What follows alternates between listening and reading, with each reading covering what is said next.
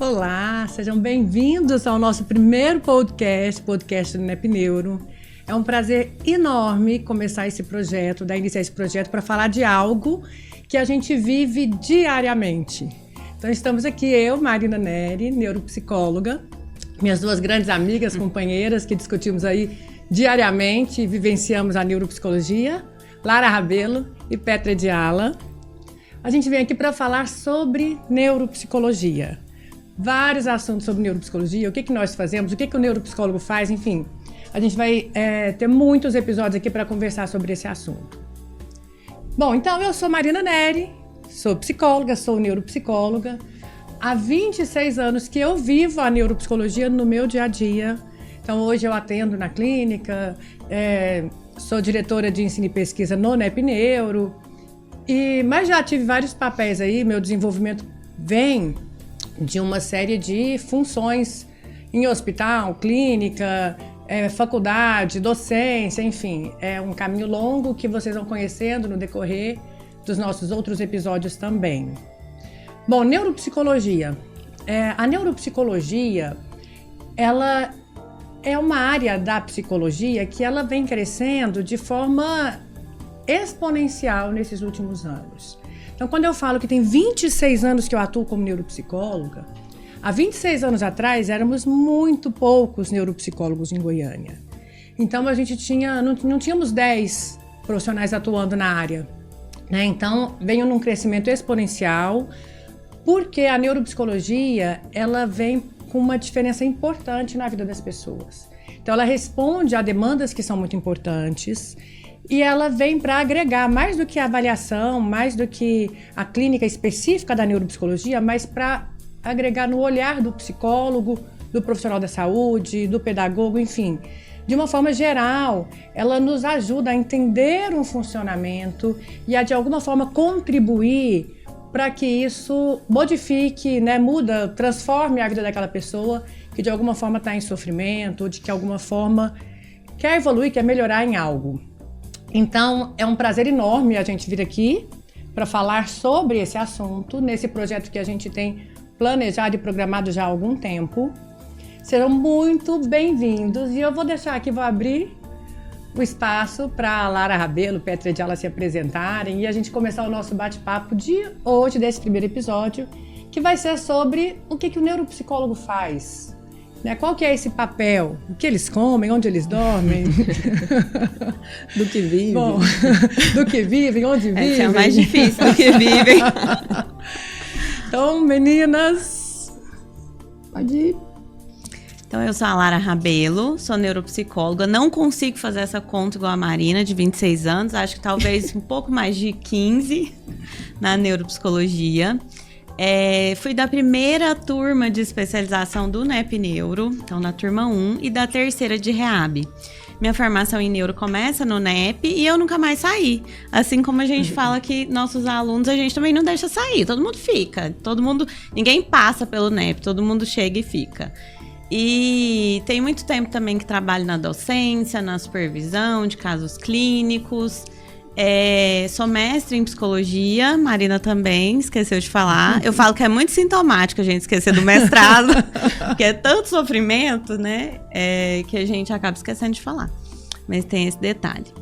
E é isso, também trabalho com docência há muito tempo e é um prazer estar aqui, trazer um pouco, acho que a gente vai conseguir um pouco com o podcast ampliar, né, o que a gente já faz na sala de aula com os nossos queridos alunos, conseguir ampliar acessos, conseguir debater e discutir uma neuropsicologia de qualidade com todos vocês. Então é isso, obrigada.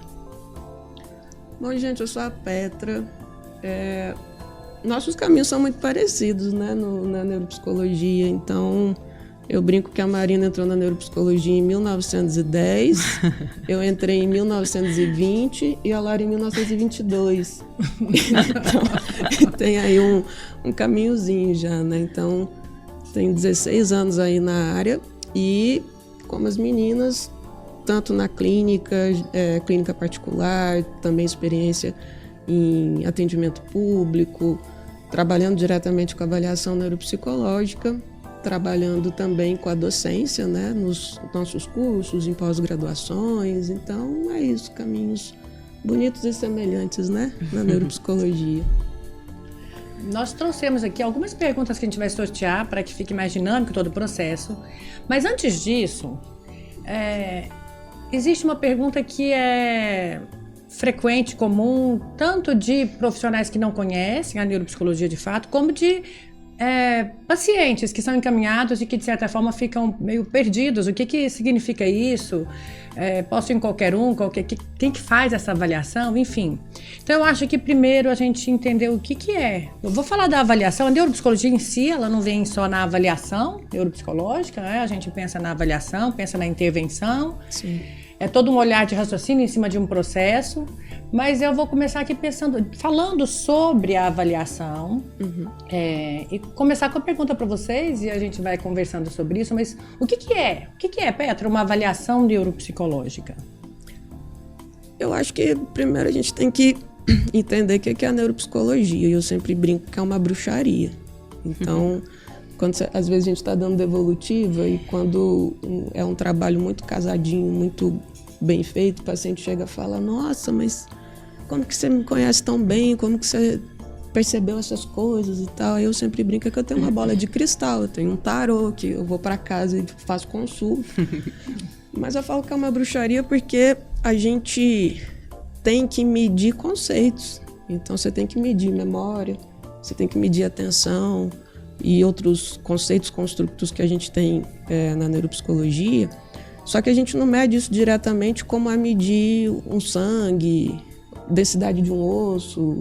Então a gente tem que medir um comportamento. E aí a gente tem que fazer essa tradução. O que é um comportamento típico ou um comportamento que já é um comportamento que indica alguma dificuldade? E como que a gente mede um comportamento sem cair na pura subjetividade, né?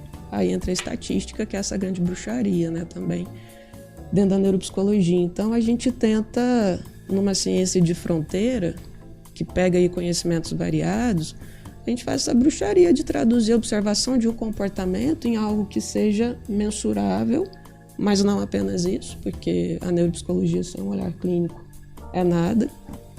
E o grande instrumento para a gente fazer essa bruxaria é a avaliação neuropsicológica.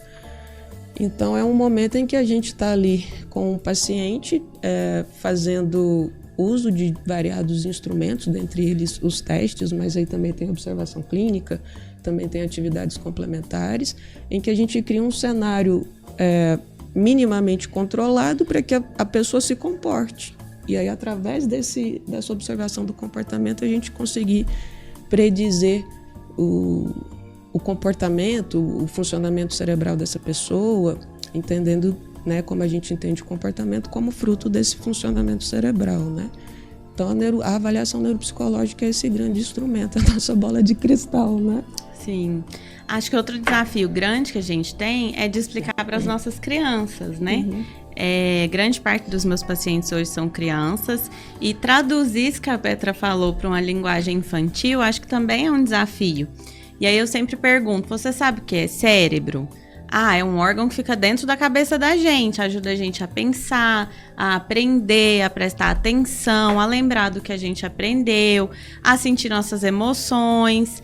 E aí, essa contextualização também para a criança, de dizer, você acha que alguma dessas coisas que a tia falou, tá tudo bem? Né? Como que você tá se sentindo na escola? O que tá acontecendo lá? Geralmente a gente tem um feedback, tá difícil, a tia toda hora chama meu nome, eu não tô conseguindo aprender. E aí a gente pega esse gancho para dizer, então, é isso que a gente vai fazer. A gente vai fazer várias atividades para a gente saber o que pode estar causando essa sua dificuldade na escola, para eu poder te ajudar, para a escola poder te ajudar, para a professora poder te ajudar.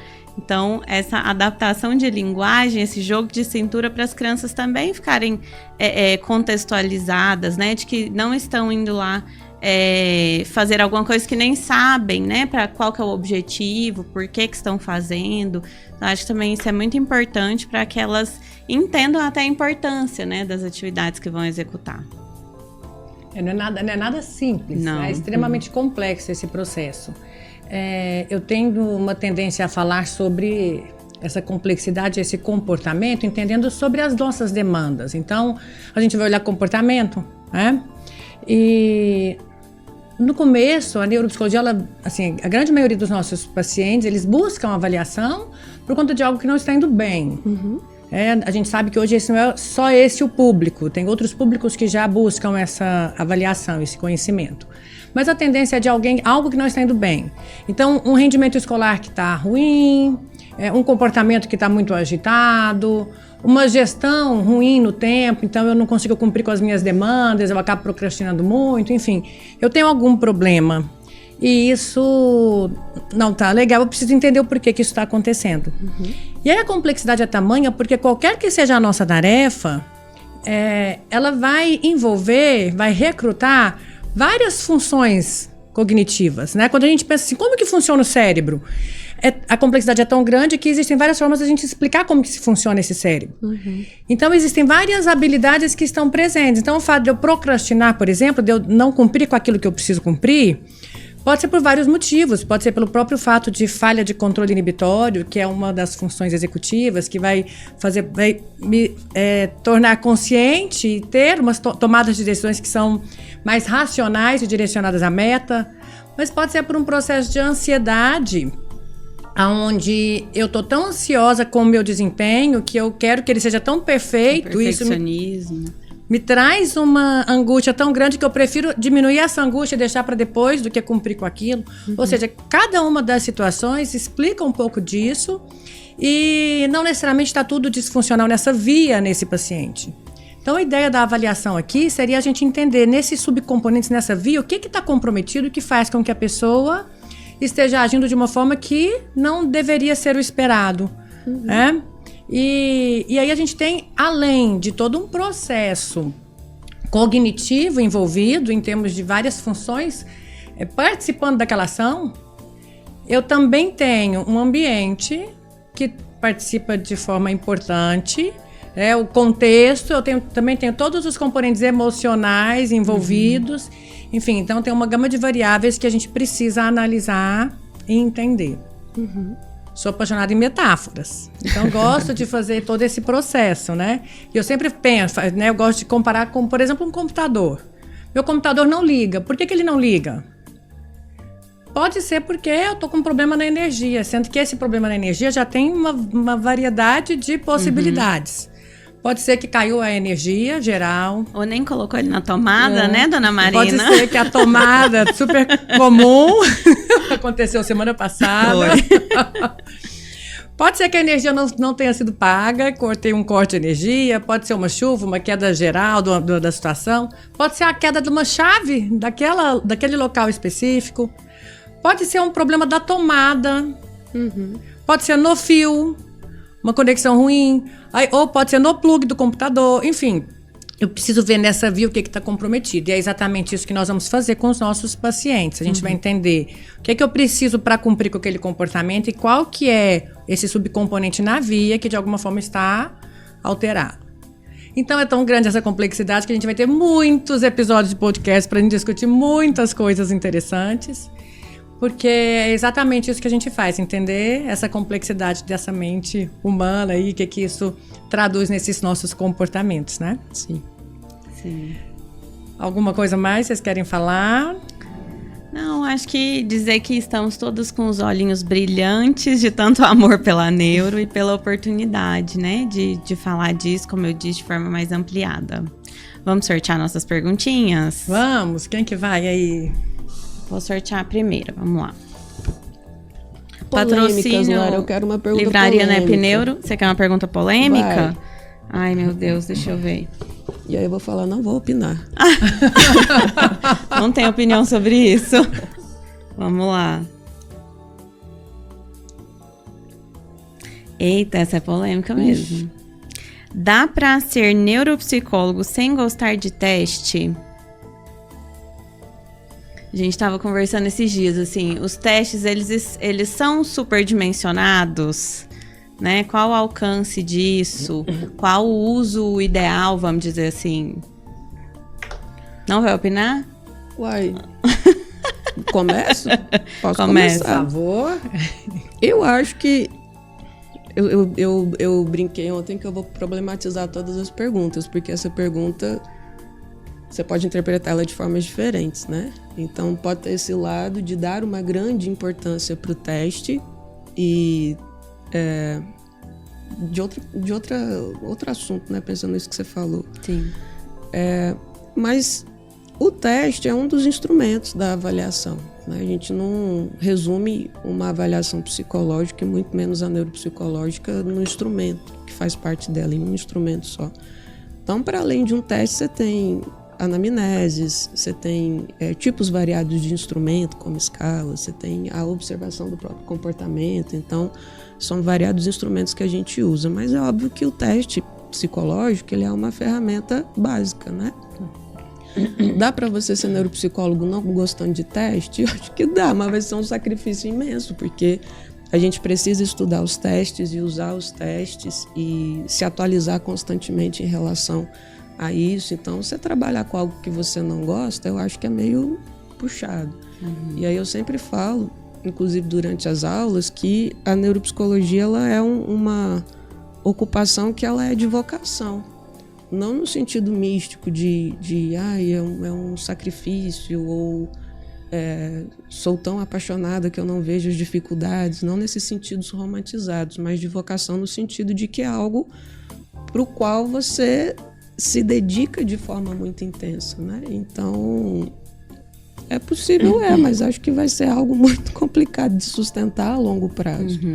E acho que de inclusive afetar a qualidade do trabalho, porque se você não gosta daquilo, como que você trabalha diariamente com aquilo e com um processo que é tão complexo, né?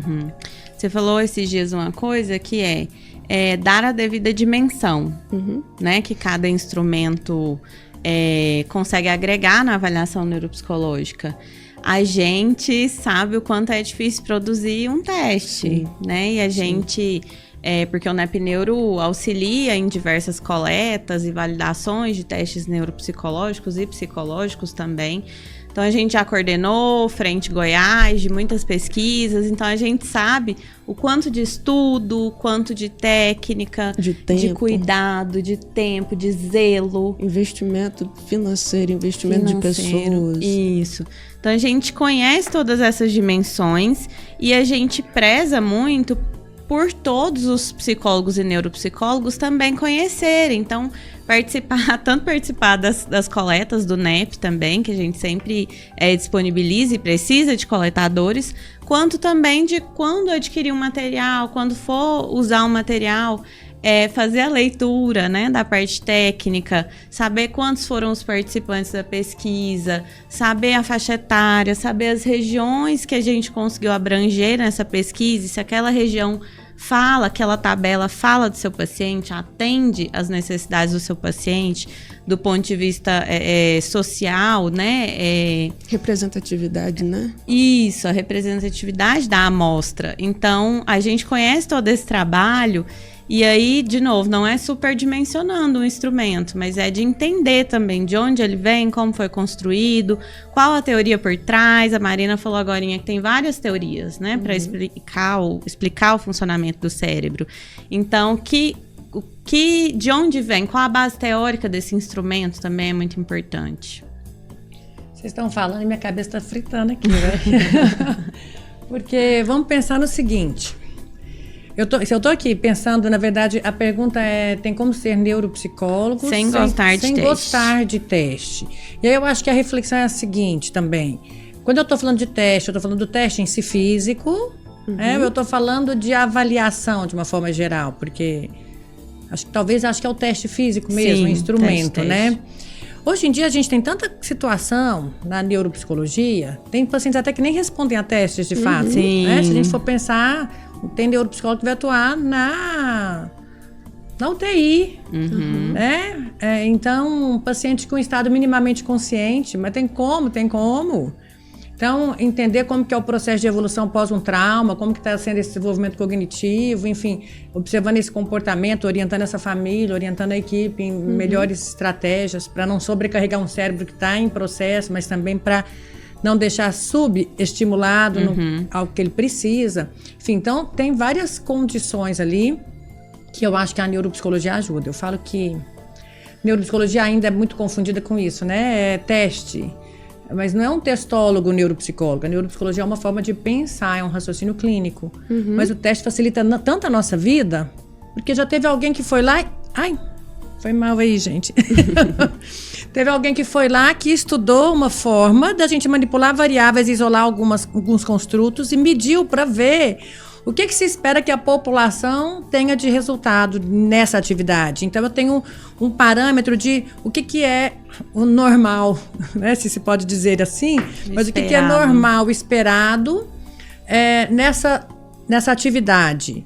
Ou seja, se sai desse parâmetro, alguma coisa está acontecendo, enfim.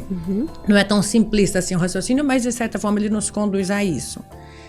Mas...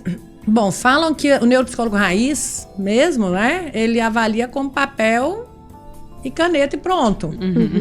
Mas é mais complicado. Se existem recursos que nos facilitam, né? Então, pensando no computador mesmo, que eu falei de falhar na via da energia. Se eu tenho aquela chave que eu coloco na tomada e ela me diz se ali está vindo corrente elétrica ou não, isso é melhor. Se eu não tenho isso, eu não vou deixar eu vou deixar de avaliar essa condição? Não. Eu vou criar outras estratégias, não vou colocar o dedo lá para saber que está saindo corrente elétrica ou não. Não vai ser essa a estratégia, mas vou pegar um instrumento que eu vi que está funcionando, coloco lá, vejo se está ok, enfim. De alguma forma a gente cria estratégias mais trabalhosas, que demandam um pouco mais de tempo. Experiência. Sofrimento. Eu acho que a questão aí é até o questionamento de por que não gosto do teste. Porque existe, como eu vim ali de uma fase... Não é que eu sou tão arcaica, né? Mas assim, já tem um tempo. Então eu vivi um momento de um conflito da psicologia com o uso de instrumentos. Em uma época, nesses 26 anos, onde as pessoas acreditavam que aquele que usava o instrumento, ele não era bom profissional o suficiente. O que não é verdade, porque o instrumento, ele, né, por exemplo, ele me disse que está, por exemplo, chegando a energia ali naquela parede, naquela tomada. Agora, se não está chegando, ok, não está chegando, mas isso não exclui que outras peças não estejam com problema, isso não envolve nada. Se está chegando, enfim, o que eu vou fazer com esse conhecimento? Pensar na neuropsicologia que é o impacto, o processo de uma forma geral, né? Então, eu acho que vale a pena essa reflexão. Eu não gosto de teste, mas quero a neuropsicologia. Ok, para fazer o quê? Na vida você vai poder fazer várias coisas com isso. Neuropsicólogo escolar, às vezes na observação, às vezes na compreensão do processo, no processo de intervenção. Agora, se eu estou pensando em avaliação, facilita a nossa vida, mas a gente não pode se resumir a isso. Isso é um instrumento importante, mas não é o que diz. Eu acho que o teste, ele tem um lugar importante, né? Eu falo que o teste, sem o olhar clínico, é perneta e vice-versa. É só um número. Não tem... Uma coisa complementa a outra, né? Mas eu acho que é aquilo que eu falei. Imagina se a gente não tivesse testes, não tivesse todo esse trabalho de mensuração e de amostra, o quanto que não ia ser muito subjetiva, no sentido de que às vezes eu observo um comportamento, para mim tá ok, mas para Lara pode não estar. Então ia virar algo realmente sem um rigor científico, que é importante que exista, né, numa atuação científica. Então, acho que é muito isso que você falou. A gente entende que dá para fazer uma avaliação sem o uso de instrumentos, mas são casos específicos, a gente chama de casos complexos, né, em que o paciente não responde aos testes por algum motivo, mas são casos que são casos menos frequentes, né? Então, a lida normal de um neuropsicólogo é usando e tendo contato com esses instrumentos, né? Por uma questão de rigor técnico, de rigor científico, e entendendo que não é só isso, né? Não é um olhar simplesmente tecnicista, né? Que isso não seja ou que não crie uma impossibilidade, né? Eu acho que a maioria dos neuropsicólogos vem de uma realidade mais de consultório, que até tem mais acesso aos testes, e nós que vivemos uma realidade, por exemplo, de um hospital, né? Em que muitas vezes não tem um instrumento da nossa preferência, ou que o paciente simplesmente não responde, né? Avaliar pacientes, por exemplo, tetraplégicos ou com alterações grandes de linguagem, né? Que as principais vias ali utilizadas pelos nossos testes psicológicos, pacientes com deficiência visual, né? Quando a gente pensa nos nossos testes, que teste que existe, né? Que a gente consegue alcançar essa população. E aí, você tem que avaliar, né? Então, isso que a Marina disse do neuropsicólogo. E quanto mais a gente entende de função, acho que isso é importante também. Quanto mais a gente entende da teoria da função, um pouco mais de facilidade a gente tem quando a gente precisa avaliar sem um instrumento. Isso que eu falei da experiência, né? Porque, por exemplo, quando eu iniciei na neuropsicologia, se eu pegasse um caso complexo, eu ia ficar desesperada, porque a gente não tem... Acho que o próprio teste, ele vai te dando um terreno mais controlado para você ir entendendo o que é a cognição, como que ela se manifesta. Então, à medida que você vai acumulando experiência, observar esse comportamento, fazer essa avaliação sem o uso de um instrumento se torna mais fácil, entre aspas, mas... É dificílimo, na verdade, só que não é desesperador, né? Quando você não tem essa bagagem, sim, né? Sim. Então, acho que, inclusive, utilizar os testes, estar perto dos testes, faz parte da formação, né? E acho que o que todas nós já dissemos várias vezes, né? Que o principal instrumento da avaliação é o neuropsicólogo. Sim. Então, acho que também retirar um pouco o teste desse lugar, como a gente vê muito, como a Petra disse, começo de carreira, né? Onde ali, aquele percentil, ele, independente do que eu observei, não, mas o percentil tá adequado. É como se fosse tudo que a gente tem, né? Isso, Nossa. é o que eu tenho de mais palpável, né? Então, assim, tirar o teste desse lugar e nos colocar no centro é uma grande... Nos colocar no centro no sentido, né, da observação clínica, né? Eu acho que é o que é mais difícil de transicionar aí no começo das carreiras, de confiar, né, na observação clínica, de desenvolver. Eu lembro como eu disse, eu sou da turma 1, né, de neuropsicologia, tive aula com essas duas maravilhosas. E aí eu lembro delas falarem assim, de discutir um certo caso, e aí os percentis apontavam para um caminho, e elas vinham com raciocínio clínico, às vezes apontando questões diferentes, e aí diziam assim, mas isso é raciocínio clínico, é da nossa experiência, né? Foi desenvolver, meu Deus do céu, mas não é possível, quantos anos eu vou levar para desenvolver esse negócio de raciocínio clínico? E, na verdade, isso vai sendo construído, né? Acho que a gente não percebe um momento assim, nossa, agora eu tô conseguindo pensar melhor esses casos. Mas com estudo, com supervisão, né? A gente vai conseguindo caminhar nisso que eu acho que é o mais difícil e o mais rico, né? Que é o raciocínio clínico. Agora, o próprio teste em si, porque às vezes fica tão voltado a essa questão psicométrica, né? Mas o próprio teste, a escolha do teste já não é simples, embora muitos não pensem nisso. Mas escolher um teste envolve raciocínio clínico, né? Se eu quero investigar a inteligência de uma pessoa e é uma criança que tem um histórico de um atraso de desenvolvimento da linguagem e ele não tem uma linguagem tão bem estruturada, embora ele seja fluente, ele converse. Aí eu de novo trombando nos negócios aqui. Enfim, o que acontece? Se eu pego um teste que sofre tanta influência da linguagem, ele sai mal, eu fico na dúvida, será que é de fato inteligência ou a linguagem? Sim. Então, escolher o melhor instrumento envolve do profissional esse raciocínio já. Sim. E a Lara, você comentou do trabalho, né, que é fazer um teste, e quando você entende como um instrumento ele é criado, você entende que nada naquele teste é por acaso. A nota que ele usa não é por acaso, as cores que o teste tem não são por acaso, o layout do teste não é por acaso. Então, tudo tem um porquê, né? Nada é aleatoriamente ou porque o autor quis que fosse assim. Então, realmente existe um rigor importante aí atrás e, de fato, a gente, no processo, o neuropsicólogo ele é o protagonista.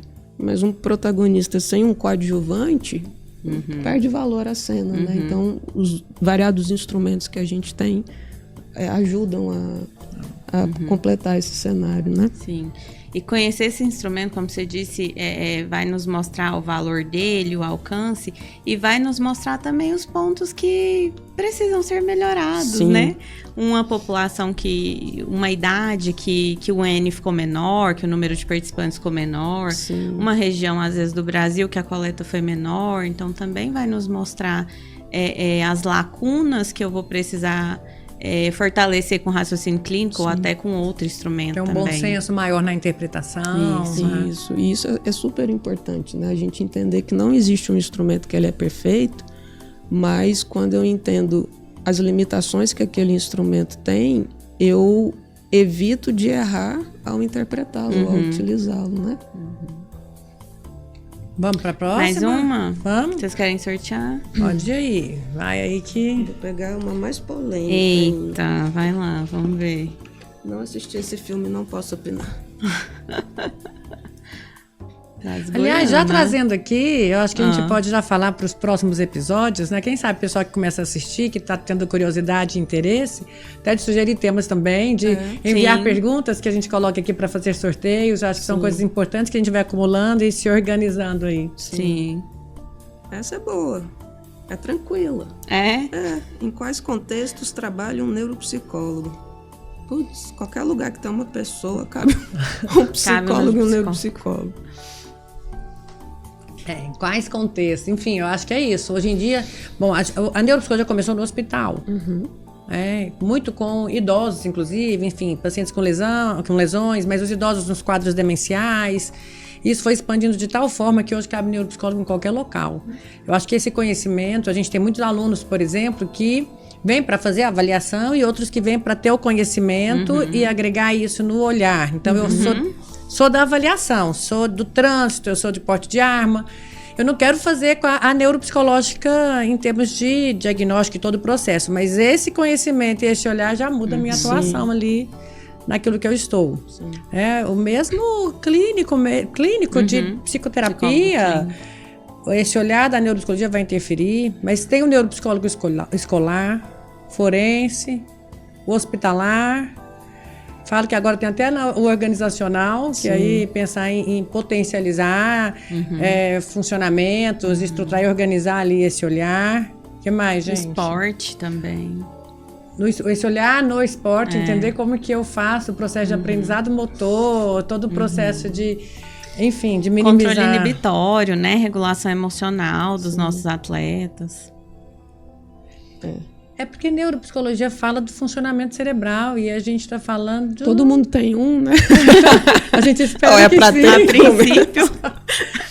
Bom, então a gente está falando de fato, até no marketing, né? Sim. Que utiliza-se muito sobre por que a página da direita ela custa mais. Agora não se tem tanto isso, mas numa revista a página da direita custava mais do que a página da esquerda. Por quê? Em termos de funcionamento cerebral, isso tem uma explicação. Sim.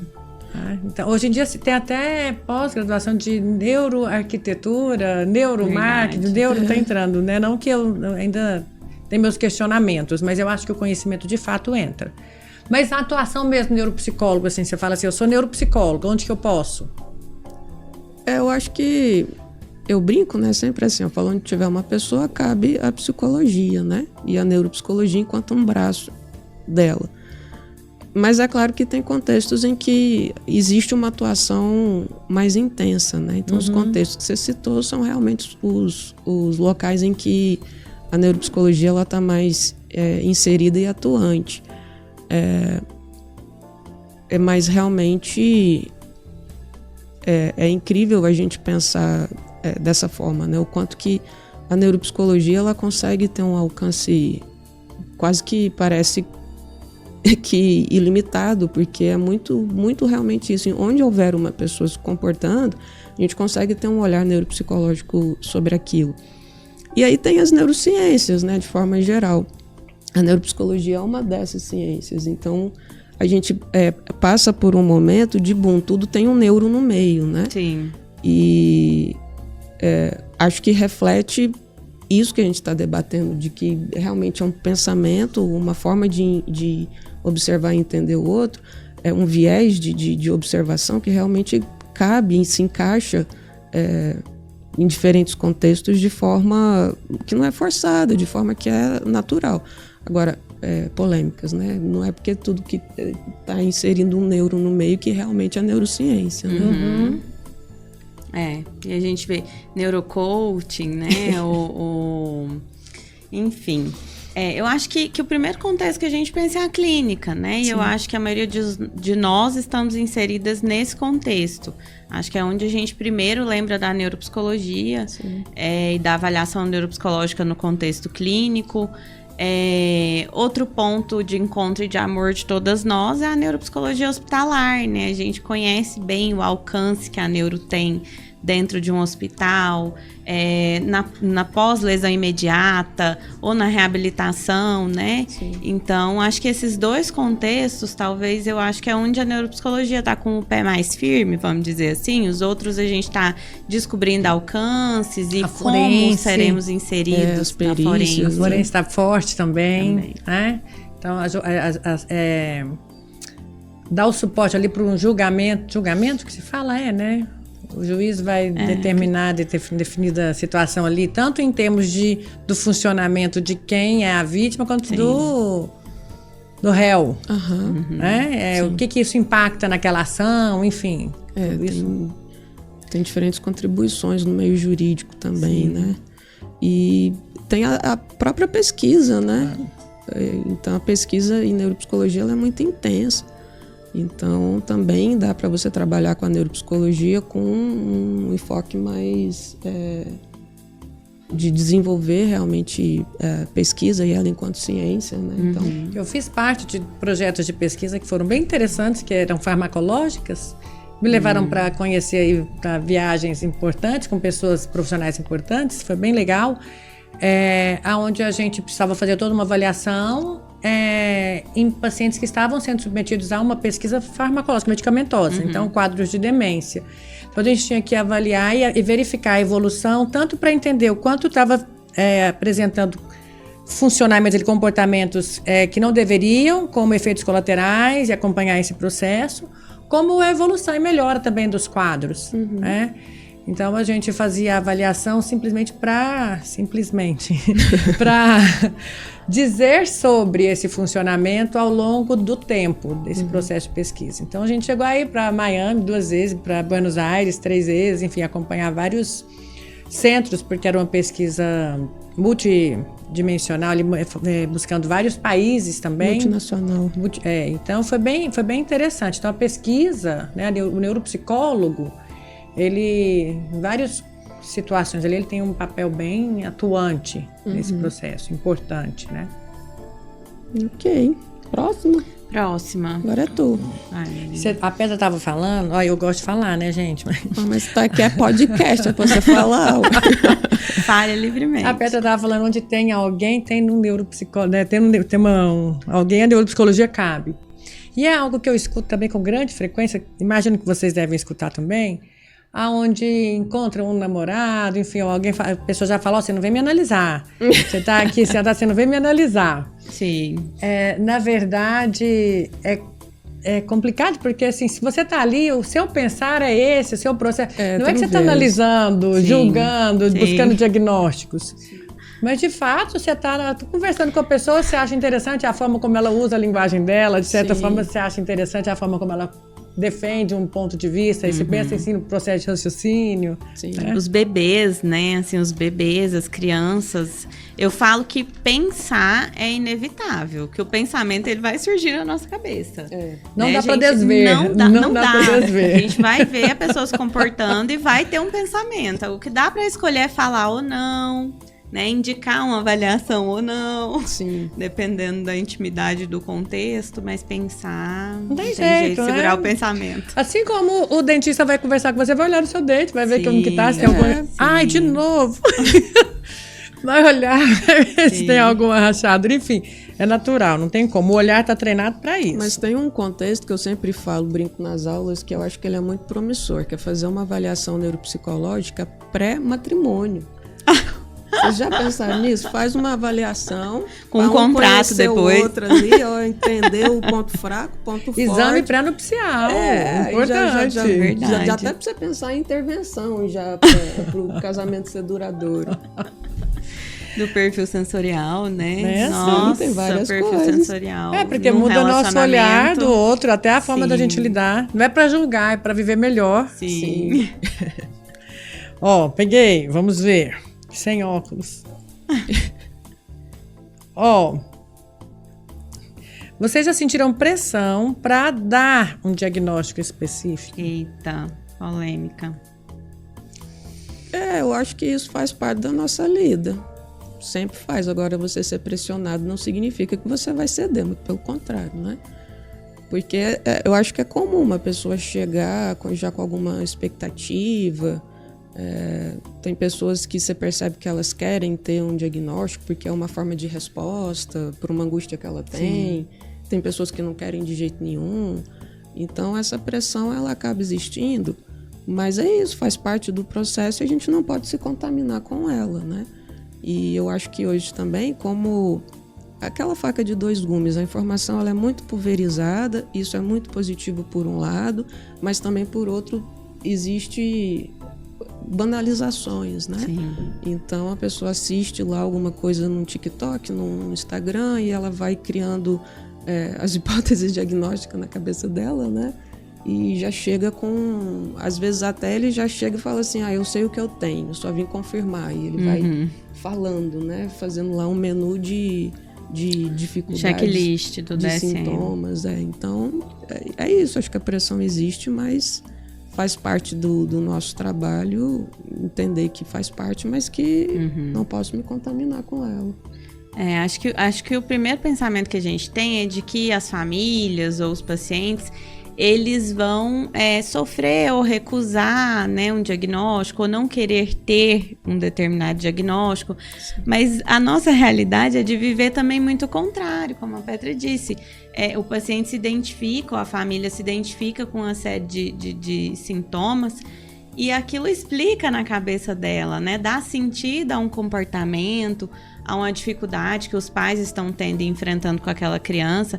Então, acho que a gente tem que tomar muito cuidado também, porque a gente vê, às vezes, também, por parte de neuropsicólogos, de colegas, um certo julgamento, né, dessas famílias. Nossa, a mãe de fulano não tá vendo que tem determinado comportamento, ou tá achando que esse comportamento é por isso, é por altas habilidades, e é por outra coisa. Então, acho que a gente... conseguir olhar com carinho, com empatia para essas famílias e para esses pacientes, entender que, assim como todos nós, eles só estão procurando formas de entender, né, por que está acontecendo determinada dificuldade. Eu já vivi realidades, assim, diferentes quanto a isso, em devolutivas, e numa situação, a mãe chegou para a devolutiva com a camiseta do autismo. Então, ali, de certa forma, ela já tinha... até abraçada a causa, né? Por entender que a filha estava dentro do espectro. E aí era uma situação que a gente conseguia fazer uma avaliação até multiprofissional da equipe, e a gente chegou numa hipótese diagnóstica diferente, que era DI e muitos comportamentos opositivos, desafiadores, que não necessariamente enquadravam no toque, mas o caminho... Num TOD, desculpa. TDO, né? A gente mostra a idade falando do nome dos diagnósticos antigos. E aí, foi uma situação assim, imagina, né? Você abre a porta do consultório para dar uma devolutiva de DI, TOD, e a pessoa tá com a camiseta do autismo. E aí, conduzir isso com cautela, com acolhimento, né? Mostrando o raciocínio que você teve ali naquele caminho. Nessa situação, a mãe, quando terminou, ela falou para mim assim... Doutora, mas o laudo, o diagnóstico que o psiquiatra dá, vale? Porque o médico tinha dado um diagnóstico de autismo antes de fazer a avaliação. Falei, vale, o diagnóstico médico vale. Então eu vou ficar com o dele, tá? e virou as costas e foi embora. Então, assim, a gente entende também que diagnóstico é processo, né? Que muitas vezes são várias conversas, que é evolutivo, né? Que a gente precisa enxergar aquilo com o tempo. E todos nós passamos por situações de vida e condições de saúde em que a gente precisou de tempo também para processar, internalizar, entender, né? E cada pessoa faz isso de um jeito. Algumas pessoas vão pesquisar, outras pessoas... E também o processo de luto, né, entre aspas, que receber um diagnóstico envolve, né, que às vezes a gente vê muita raiva e revolta, que às vezes é direcionada até pra gente também, né, então acho que a gente precisa muito ficar atento ao nosso lugar de profissional. A gente fala, gente, o paciente, ele tá vivendo, ele tá se comportando, nós que somos os profissionais e que precisamos continuar centrados para conduzir esse processo da melhor forma possível para a família. Mesmo às vezes a gente sendo agredidos com palavras, né, ou com comportamentos ali. Então nós somos os profissionais e a gente precisa garantir que esse processo seja feito com acolhimento. Existe uma falsa crença de que a avaliação neuropsicológica ela se conclui num diagnóstico, o que não é real. Sim. Primeiro que eu posso ter pessoas que não tenham nenhum diagnóstico de fato em termos de transtornos do neurodesenvolvimento, enfim, apesar de um funcionamento que existem algumas fragilidades e algumas potencialidades, mas de certa forma as dificuldades não são um transtorno em termos do conceito mesmo de um transtorno do neurodesenvolvimento. Em outras situações que sim, a gente tem um transtorno, mas ainda não é possível talvez definir, porque existe ali muitas camuflagens, enfim, muitas variáveis que ainda deixam um pouco confuso e que eu acho que a avaliação neuropsicológica ela tem que se concluir de forma muito brilhante em termos de funcionamento. Sim. Né? Explicar um funcionamento. Então, como que funciona? O que explica essa criança não conseguir sentar e fazer a sua tarefa? Não em termos de diagnóstico, porque ela tem dislexia, não. Mas em termos de, ela tem uma dificuldade de se manter atenta porque ela não decodifica bem todo o processo, ou ela tem uma dificuldade de associar e de discriminar visualmente essa letra, ou enfim, eu tenho várias formas de explicar o que faz com que ela não consiga concluir determinado comportamento. E eu acho que é isso que é o importante na avaliação neuropsicológica. Sim. Né? Essa pergunta em si trouxe uma lembrança uma vez numa escola que eu gosto muito de trabalhar com essa escola. Mas na época, eu falei era uma criança extremamente ansiosa e se atrapalhava por conta de toda a ansiedade dela. Ela tinha muita esquiva, ela fugia daquele processo que causava muito sofrimento. E o novo, então, né, causava mais ansiedade ainda, então a aquisição de conhecimentos novos, enfim. E aí a escola, quando eu fui conversar com a escola, a mãe super entendeu e tudo, quando eu fui conversar com a escola falou, Marina, a gente não pode ter esse diagnóstico, eu preciso de um TDAH. E eu, por que vocês precisam de um TDAH? Porque no TDAH a gente tem leis que sustentam e que vão amparar e conduzir de uma forma. E no transtorno de ansiedade, não. E não significa que ela, ela não precise. Pelo contrário, é uma criança que estava tendo dificuldades importantes por conta da ansiedade, que ela precisava de todo um suporte, uma adaptação, inclusive curricular, enfim, contextual ali para ajudá-la. Mas que as leis não ajudavam não esse tipo de criança e ajudavam se ela tivesse um outro tipo de diagnóstico. No processo ali a gente foi conversando e fomos trabalhando de forma que deu super certo, a criança evoluiu super bem, hoje é um adulto. Mas enfim, ainda a gente se esbarra, dependendo da questão escolar, pública, particular, ou do suporte que a família tem, em diagnósticos que a família recebe, não porque de fato a criança tem, mas porque às vezes o médico ou o profissional fala assim, deixa eu colocar isso daqui, porque isso aqui você consegue tal coisa que precisa, mas não é isso daqui, de fato. A gente não sabe ainda o que é, a gente vai acompanhar, não tem diagnóstico, mas ficar sem diagnóstico, a criança não alcança os serviços de saúde que ela de fato precisa. Então eu já senti essa pressão nesse sentido e enfim. E Lara trouxe outra situação que eu quero trazer, que uma vez eu estava na faculdade, conversando com os alunos, e me veio essa pergunta, e eu achei super interessante, de ser discutida, né? Porque foi exatamente nessa condição onde... Marina, quando o seu diagnóstico é contrário ao diagnóstico de outro profissional? Porque, só um parênteses voltando antes, ainda que eu estava pensando e me perdi nisso, quando a gente fala da pressão diagnóstica, existe uma pressão também, em termos de vieses cognitivos, uma pressão nossa. Assim, eu tenho um médico neurologista muito bem conceituado, referência, o paciente já chega com esse diagnóstico, existe um viés cognitivo no sentido de, eu não estou aqui para diagnóstico, eu só vou confirmar o que ele disse e vou falar esse funcionamento. Sim. Então, vieses de confirmação, que já aconteceu comigo, inclusive com alunas, onde eu venho com diagnóstico de um transtorno do desenvolvimento da linguagem, e aí a outra que pegou falou, a Marina já falou, então é. No final das contas, não era uma etapa da vida da criança que era e depois de um amadurecimento, a gente foi vendo outras coisas. Mas existem esses vieses aí de confirmação, e aí essa questão de, e se der contrário esse diagnóstico? Eu vou falando do meu olhar, depois a gente vai discutindo sobre isso. Porque a ideia até da aluna foi, como que você defende isso para os pais? Defende esse olhar que é diferente? Na verdade, na hora eu parei para pensar e aí eu falei, vou ser bem sincera em como eu faço na prática, de fato. Eu acho que a gente tem que ter uma abertura muito grande. Profissional de saúde, no meu olhar, ele não tem que defender nada. Ele tem que atuar em conjunto para tentar entender e mudar a vida de uma pessoa que está em sofrimento, né? Então, se eu vejo se eu tenho um olhar de sintomatologia que é muito diferente do que o médico está vendo, ele deve ter visto coisas que eu não vi e eu devo ter visto coisas que ele não viu. Para mim, o melhor caminho é sentar e falar assim, olha, eu estou percebendo isso, vamos entender, para que a gente consiga, de alguma forma, direcionar melhor. Então, no meu olhar, não é defender o meu diagnóstico, eu nem acho. Às vezes, eu posso estar errada, de fato.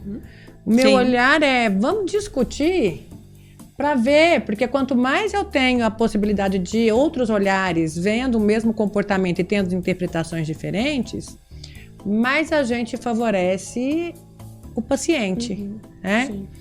Então não é uma luta na saúde, não é uma briga de quem está certo na saúde, né? Eu vejo que são olhares que estão diferentes.